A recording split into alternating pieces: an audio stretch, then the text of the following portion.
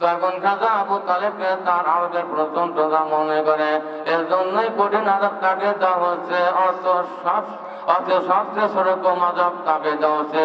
তাহলে বড় বড় আযাবগুলো কেমন হবে তার কল্পনা করে মুশকিল। বলেন সুবহানাল্লাহ। এইসব কথা যদি আমরা মনে করি তাহলে গুনার কথা কল্পনাও হবে না, অথবা গুনার কথা সংকরিত হবে না। দোজখের মধ্যে সব বিচ্ছুগুলো কেমন হবে? সব হবে বক্রির উঠের মতো, বড় বড় উঠের মতো, আর বিচ্ছু হবে খচ্চরের মতো, গাধার চেয়ে একটু বড়, ঘোড়ার চাইতে একটু ছোট। এইসব বিষাক্ত প্রাণী একবার ধ্বংস করলে 40 বছর যাবত তার বিষক্রিয়া অনুভব হবে। নাউযুবিল্লাহ। ও আমার মুসলমান ভাইরা, আল্লাহ রাব্বুল আলামিন কবরের মধ্যে একজন গুনাহগার ব্যক্তিকে ওই বিষাক্ত সাপ দিয়ে কামড় মারাবে। তার মানে হলো, তার কারণ হলো ওই গুনাহগার ব্যক্তি দুনিয়ার মধ্যে পাপ করেছে, গুনাহ করেছে, সে তার প্রতিদান আল্লাহ রাব্বুল আলামিন ওই বিষাক্ত সাপ দিয়ে তাকে কামড় মারাবে। ওই কামড়ের বিষ, আমার মুসলমান ভাইরা বলেন, ওই সাপের বিষ কতদিন পর্যন্ত বক্র থাকবে? ওই সাপের বিষ 40 বছর পর্যন্ত ভোগ করতে থাকবে। নাউযুবিল্লাহ। আমাদের দুনিয়াতে যে সমস্ত সাপ বিচ্ছুগুলো আছে, আমাদেরকে কামড় দিলে 1-2 ঘন্টা, এক বেলা, একদিন পর্যন্ত ওই সাপের ভিতরে কামড়ে তাড়নায় আমরা সহ্য করতে পারি না, যার ফলে আমাদের লাখ মুখ দেয়া ফুকরি বের হয়ে আমরা মৃত্যুবরণ হই, আমরা মারা যাই। কিন্তু কবর এমনই কঠিন জায়গা, এমনই নিকটতম জায়গা, এমনই খারাপ জায়গা, ওই জায়গা আল্লাহ রাব্বুল আলামিন মৃত্যু ব্যক্তিকে জীবিত করে অভিশপ্ত সাপ দিয়ে কামড় মারাবে। ওই সাপের বিষ 40 বছর পর্যন্ত ওই গুনাহগার ব্যক্তি ভোগ করতে থাকবে। নাউযুবিল্লাহ। মৃত্যুর গুনাহ কেমন হবে?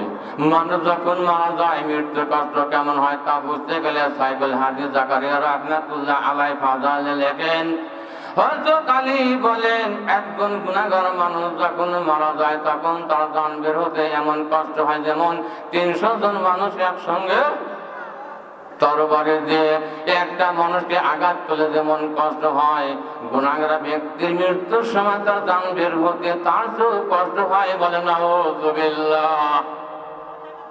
হযরত ইমাম গাজ্জালী রাহমাতুল্লাহ আলাইহি বলেন, একজন মুরিদ তাকে বললেন, হুজুর, মৃত্যুর কথা শুনলে তো আমরা জড়সড় হয়ে যাই। আচ্ছা বলেন তো, মৃত্যুর সময় মানুষের কেমন কষ্ট হয়? বলেন সুবহানাল্লাহ, আল্লাহু আকবার। হযরত ইমাম গাজ্জালী রাহমাতুল্লাহ আলাইহি বলেন, মনে করো একজন মানুষের পেটের মধ্যে কাঁটা বিশিষ্ট ডাল প্রবেশ করানো হয়, সেই ডালটি যদি তার অগ্রসর নাড়িভুঁড়ি ছেড়ে যায়, তারপর 5-7 জন মানুষ ওই ডালকে ঝটকা মেরে টেনে বের করে আনে, তাহলে লোকটি কেমন কষ্ট পাবে? বলেন সুবহানাল্লাহ, আল্লাহু আকবার। মুরিদ বলল, তার শরীরের অগ্রসর নাড়িভুঁড়ি ছিঁড়ে যাবে, এমন কষ্ট পাবে যে যা ভাষায় বর্ণনা করা যাবে না। বলেন সুবহানাল্লাহ, আল্লাহু আকবার। ইমাম গাজ্জালী রাহমাতুল্লাহ আলাইহি বলেন, একজন মানুষের জান বের হতে যেমন কষ্ট হয় তার চেয়েও কষ্ট পাবে। বলেন সুবহানাল্লাহ, আল্লাহু আকবার। মজ্জাল হারাদিন গুনাহগার হলে মৃত্যুর সময় আমাকে এমন আযাব দেওয়া হবে, এ কথা স্মরণ করলে আমার দ্বারা গুনাহ করা সম্ভব হবে কি? আর কখনো আমার দ্বারা গুনাহ করা সম্ভব হবে না।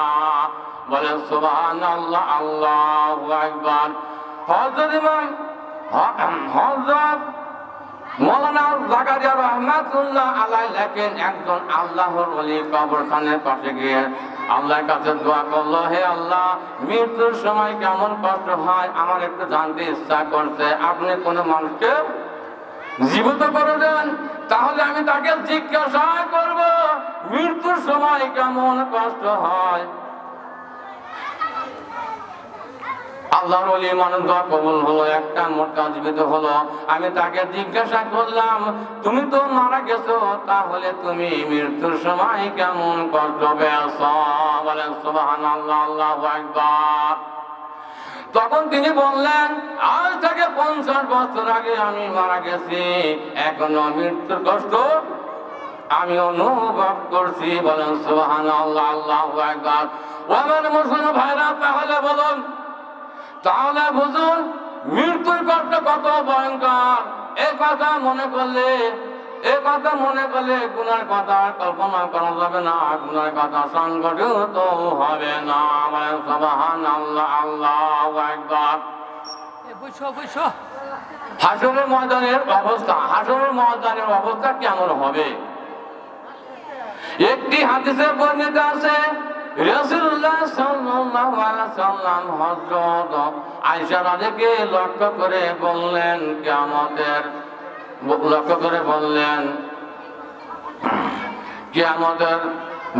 কিয়ামতের দিন সমস্ত নারী পুরুষকে নগ্ন শরীর খাতনামা বিহীন অবস্থায় উঠাবে।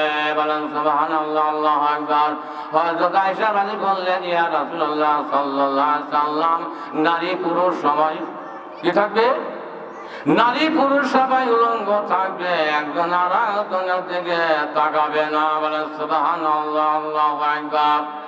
রাসূলুল্লাহ সাল্লাল্লাহু আলাইহি ওয়াসাল্লাম বললেন, হাসরের ময়দানে মানুষ যখন উঠবে, একজন আর একজনের দিকে তাকাবে না, তাকানোর মতো হুঁশও তাদের থাকবে না। বলেন সুবহানাল্লাহ, আল্লাহু আকবার। হযরত আবু হুরায়রা রাজি হইতে একটি হাদিস বর্ণিত আছে, তিনি বলেন, রাসূলুল্লাহ সাল্লাল্লাহু আলাইহি ওয়াসাল্লাম ইরশাদ করেন, হাসরের ময়দানে সবাইকে 3 ভাগে উঠাবে। ও আমার মুসলমান ভাইরা, বলেন কয় ভাগে উঠাবে? 3 ভাগে উঠাবে। একদল পায়ে হেঁটে, আরেক দল সার অবস্থায়, এবং তৃতীয় দল পা দুবাই মাথা নিচু করে উঠবে। বলেন সুবহানাল্লাহ, আল্লাহু আকবার। সাহাবারা বললেন, মাথা মুখ দিয়ে কেমন করে উঠাবে? রাসূলুল্লাহ সাল্লাল্লাহু আলাইহি ওয়াসাল্লাম বললেন যে, আল্লাহ পা দিয়ে হাঁটাতে পারেন সেই আল্লাহ মাথা মুখ দিয়েও হাঁটাতে পারবেন। হাদিস বিচারগণ লেখেন, সাধারণ নেককার মুসলমানরা হাসরের ময়দানে পায়ে হেঁটে উঠবে। বলেন সুবহানাল্লাহ, আল্লাহু আকবার। আর যারা সাধারণ নেককার আল্লাহর ওলি বুজুর্গ, তারা সার অবস্থায় হাসরের ময়দানে সম্মানের সাথে উঠবে। বলেন সুবহানাল্লাহ, আল্লাহু আকবার। আর যারা গুনাহগার, গুনাহ ছাড়েনি, আল্লাহর হুকুম মানেনি, রাসূলের পথে চলেনি, হক্কানি আলেম ওলামার দিক নির্দেশন আমল করেনি, শরীয়তের উল্টা চলেছে। আমরা মুসলমান ভাইরা বলেন, কিভাবে উল্টাছে? শরীয়তের উল্টা চলেছে। তাদেরকে আল্লাহ তাআলা হাসরের ময়দানে উল্টাভাবে চলাবেন, মাথা ও মুখ দিয়ে হাঁটাবেন। বলেন সুবহানাল্লাহ, আল্লাহু আকবার। হাসরের ময়দান সম্পর্কে অনেক হাদিস বর্ণিত আছে। সেই দিন গ্রামে সমুদ্র বয়ে যাবে, সূর্য অতি নিকটে চলে আসবে। বর্তমান পৃথিবীতে সূর্য এত দূর থেকে আমাদেরকে তাপ দিচ্ছে, তাহলে আমাদের অবস্থা খারাপ হয়ে যায়। বলেন সুবহানাল্লাহ, আল্লাহু আকবার। আর হাসরের ময়দানে সূর্য তখন মাথার উপরে উঠবে, আমাদের অবস্থা, তাহলে আমাদের অবস্থা কেমন হবে তা কল্পনা করা গাছের ওঠে। এই সব কথা স্মরণ করলে তার গুনাহ করা সম্ভব না, গুনাহ করার কল্পনাও হবে না। বলেন সুবহানাল্লাহ, আল্লাহু আকবার। হাসরের ময়দানে বিচার শেষে গুনাহগার ব্যক্তিকে দোজখে নিক্ষেপ করা হবে। দোজখের ভয়াবহ শাস্তির কথা পবিত্র কোরআন ও হাদিসে বর্ণিত আছে।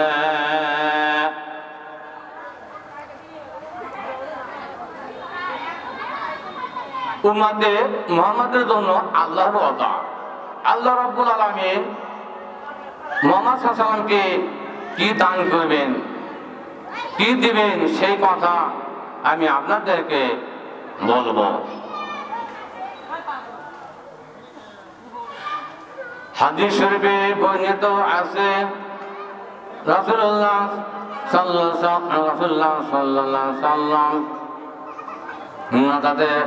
মোনাজাতে কাঁদতেন, আর বলতেন আল্লাহুম্মা উম্মতি, আর দুজক থেকে মুক্তির কামনা করতেন।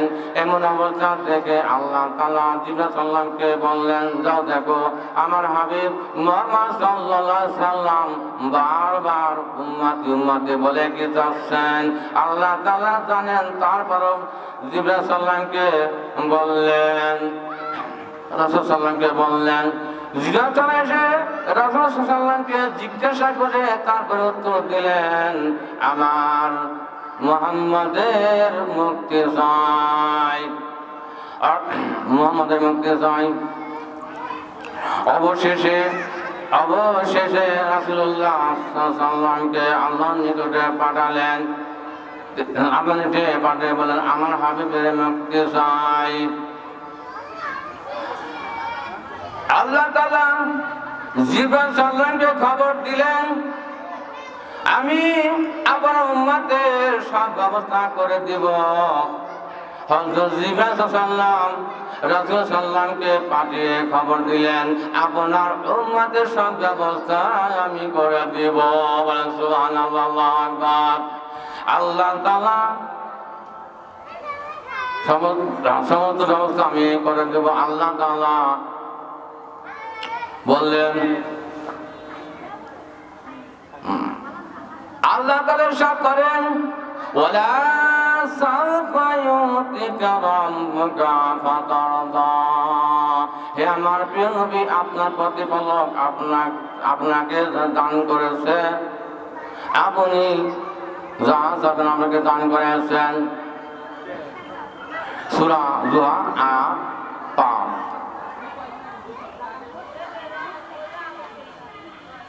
আয়াতুল কুরসি, আয়াতুল মানে একটা শব্দ, একটা নাম, একটা অক্ষর। ও মুসলমান ভাইরা বলেন, আয়াতুল কুরসি মানে একটা শব্দ, একটা নাম, একটা শব্দ, একটা নাম। কুরসি মানে চেয়ারের নাম। আমার মুসলমান ভাইরা বলেন, আল্লাহ কোথায় বসে আছেন? আসনে বসে আছেন, চেয়ারে বসে আছেন। তাহলে আমরা কোথায় বসে আছি? আমরাও তো চেয়ারে বসে আছি। তাহলে চেয়ার টেবিল হলো কোন শব্দ বলেন? ইংরেজি শব্দ। চেয়ার টেবিল দুটো মিলে হলো ইংরেজি শব্দ। তাহলে বাংলা ইংরেজি মিলাই হলো চেয়ার টেবিল।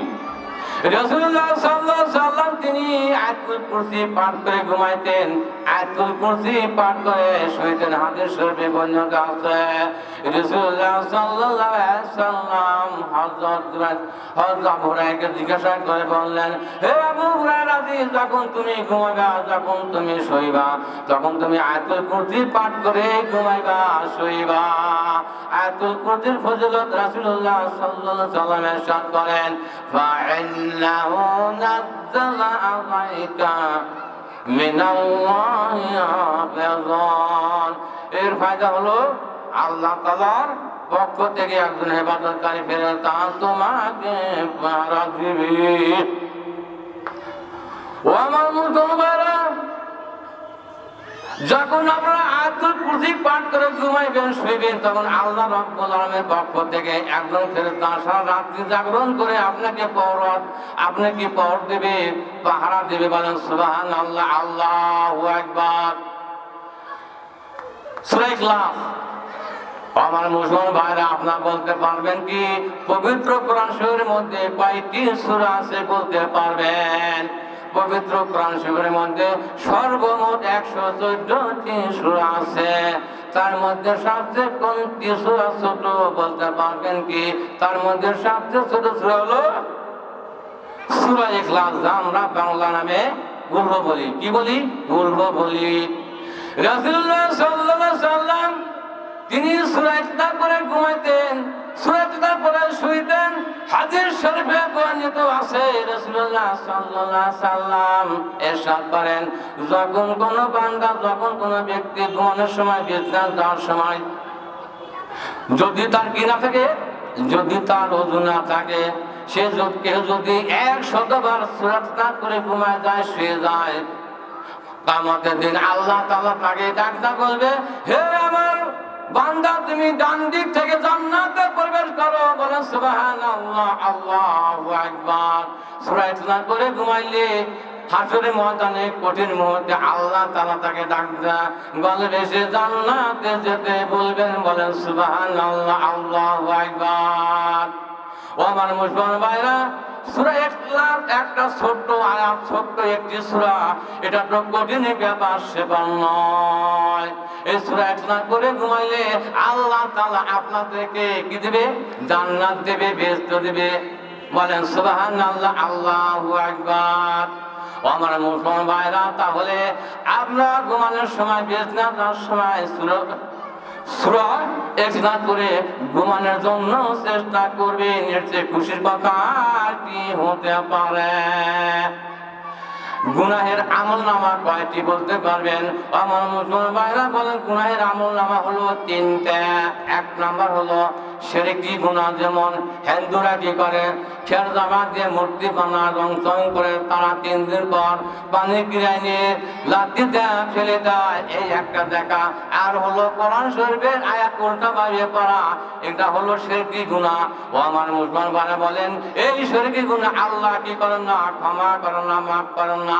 2 নাম্বার হলো বান্দার হক নষ্ট করা, অন্য জমিকে অপহরণ করা, অন্য জমিকে দখল করে খাওয়া, এটা হলো বান্দার হক নষ্ট করা। 3 নাম্বার হলো মাতা পিতার অবাধ্য সন্তান। বাবা যদি সন্তানকে বলে, বাবা তুমি ডান দিকে যাও, সে যাও বাম দিকে, বাম দিকে যেতে বললে সে যায় ডান দিকে, ওই অবাধ্য সন্তানকে আল্লাহ রাব্বুল আলামিন কি করেন না? ক্ষমা করেন না, মাফ করেন না। আমার মুসলমান ভাইরা, এখন মানুষ কয় শ্রেণী বলেন? মানুষ হলো 3 শ্রেণীর। এক শ্রেণী হলো আওয়াম, জনসাধারণ। আওয়াম জনসাধারণ, লেখাপড়া নাইকা। 1 2 নম্বর হলো ঠেটা, উল্টা পাল্টা প্রশ্ন করে, উল্টা পাল্টা কথা বলে। 3 নম্বর হলো আলেম। আমার মুসলমান ভাইরা, তাহলে 3টা গেল। আল্লাহ রাব্বুল আলামিন তার বান্দাদেরকে বলতেছেন যে, হ্যাঁ আমার বান্দারা, তোমরা 4টা জিনিস পছন্দ করো না। 1 নাম্বার হলো, আমার মুসলমান ভাইরা, আপনারা কি মৃত্যু চান? যে আমরা মৃত্যু চাই, মারা যাই, চান না। 2 নাম্বার চান যে গরিব, আপনারা কি গরিব চান? গরিব চান না। 3 নাম্বার প্রতিবন্ধী, আপনাকে জানান প্রতিবন্ধী হয়ে চান না। 4 নাম্বার হলো অন্ধ, আপনাকে জান যে আমরা লাঠি পর্দা হাঁটি, চান না।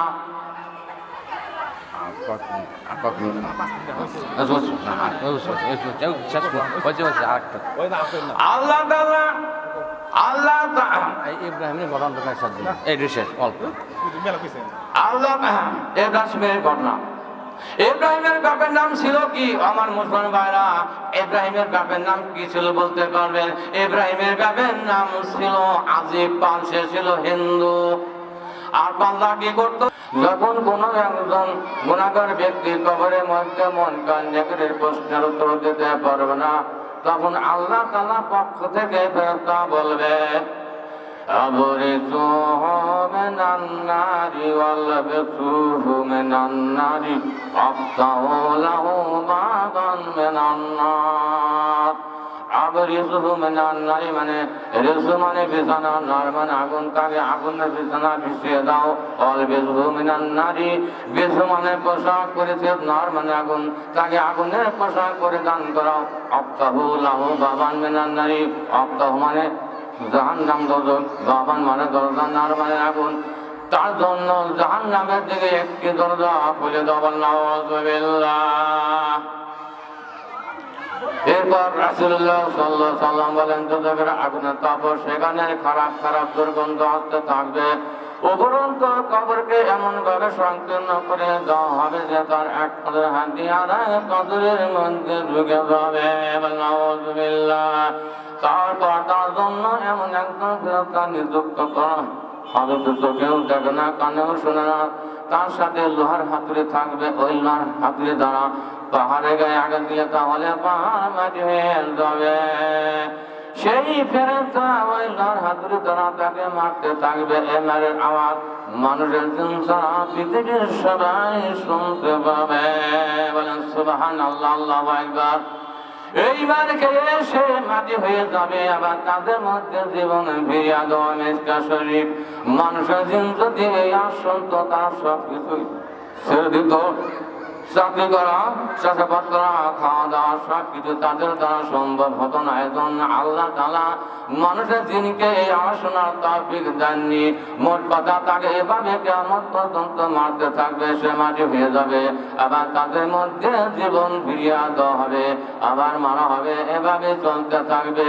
এইসব গুণের কথা যদি আমরা স্মরণ করি, আলোচনা করি, তাহলে আমাদের দ্বারা গুনাহ করা সম্ভব হবে না। মাটি দিয়ে হাড়ি পাতিল তৈরি করে হাট বাজারে বিক্রি করতো, তাদের কি বলা হয়? পাল বলা হয়।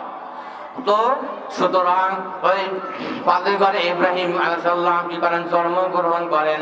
ইব্রাহিম যখন বড় হয়ে যান, তখন ইব্রাহিমের বাচ্চারা ইব্রাহিমকে বলে, হে ইব্রাহিম, একটা কাজ করো। তখন ইব্রাহিম বলে, বাবা কি কাজ? যে এখন হাটের সময় হয়েছে, আমরা হাটে চলে যাব, তাহলে তুমি বাড়ির মধ্যে খাদ্য কলা এনে ওই মুরগি থেকে ভোগ দিবা, চেক দিবা, খাইবা। এই বলে ইব্রাহিমের বাচ্চা তারা হাটে চলে যান। তারপর ইব্রাহিম কি করেন? বাড়ির মধ্যে থেকে কলা আনলেন, খাদ্য আনলেন, আইনা দুর্গার সামনে ধরেন। দুর্গা খায় না, কথা বলতে পারে না, তাদের গায়ে মশা মাঝে লাগলো, খাইতেও পারে না। তখন ইব্রাহিমের কঠিন রাগ হয়ে যায় যে আমার বাচ্চা তারা কি যেন পূজা করে, কি যেন মিথ্যা ধর্ম করে, আমার তো বুঝে আসে না। এই বলে সে বাড়ির মধ্যে চলে যায়। সে রাগ হয়ে সে বাড়ির ভিতরে চলে যায়। কেউ একটা কুড়াল আনে মুরগিদেরকে ভেঙে ও দুর্গার গাড়ি কুড়াল বেজে সে বাড়ির মধ্যে চলে যায়। ইতি মুহূর্তে ইব্রাহিমের বাপ চাচার হাটের থেকে আসা মূর্তি করে ফুসকিত দেখে, হাই ভগবান, এত বড় সর্বনাশ কে করেছে? এই বলে বাড়ির ভিতরে চলে যান। যায় ইব্রাহিমকে বলে, হে ইব্রাহিম, ওই মূর্তিগুলোকে কে ভাঙছে বলো। তখন ইব্রাহিম বলে, বাবা আমি ভাঙছি। তখন ইব্রাহিমের বাপ চাচা বলে, কি জন্য ভাঙছো বলো। তখন বলে, বাবা আপনি আমাকে বললেন যে এখন হাটের সময় হয়ে গেছে, তুমি একটা কাজ করো, ওই বাড়ির মতো খাদ্য কলা নিয়ে মুরগিদেরকে ভোগ দিবা, চেক দিবা, খাওয়াইবা। এই বলে আপনারা হাটে চলে গেলেন। আমি তখন কি করলাম? বাড়ির মধ্যে থেকে কলা আনলাম, খাদ্য আনলাম, তারপর দুর্গার সামনে তুললাম। দুর্গা খায় না, কথা বলতে পারে না, তাদের গায়ে মশা মারিও খেতে পারে না। তাহলে আপনার কি জন্য মিথ্যা ধর্ম পালন করে? আমার তো বুঝে আসে না। তখন ইব্রাহিমের বাপ চাচা বলে, মুসলমানের ঘরে সন্তান হয়ে কে জন্য হিন্দুর ঘরে ধর্ম নিয়েছ বলো। তখন ইব্রাহিমকে বলে যে, হে ইব্রাহিম, তুমি আমাদের ধর্মের বিপক্ষতায় এসো। তখন ইব্রাহিম বলে, তোমাকে তো রাখা যাবে না।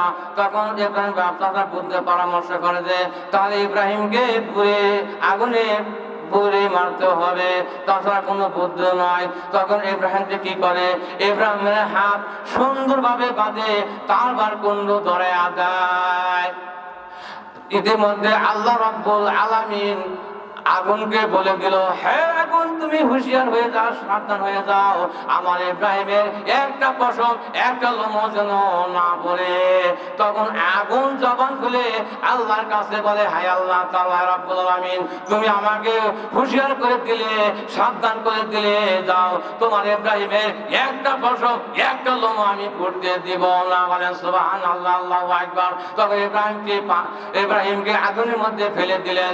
তখন ইব্রাহিম আগুনের মধ্যে খিলখিল করে হাঁটতে শুরু করলো। তখন ইব্রাহিমের বাপচাচারা আশ্চর্য হয়ে গেল, কি ব্যাপার? ইব্রাহিমকে মারার জন্য, পরে ফেলানোর জন্য তাকে আগুনের মধ্যে দিলাম, সে তো বললো না, আরো খিলখিল করে হাঁটতে শুরু করলো। অতএব আমাদের ধর্ম তো তালি মিথ্যা ধর্ম। যদি সত্য ধর্মই হতো তাহলে ইব্রাহিম আগুনে পুড়ে ছাই হয়ে যেত। আসসালামু আলাইকুম ওয়া রাহমাতুল্লাহি ওয়া বারাকাতুহু।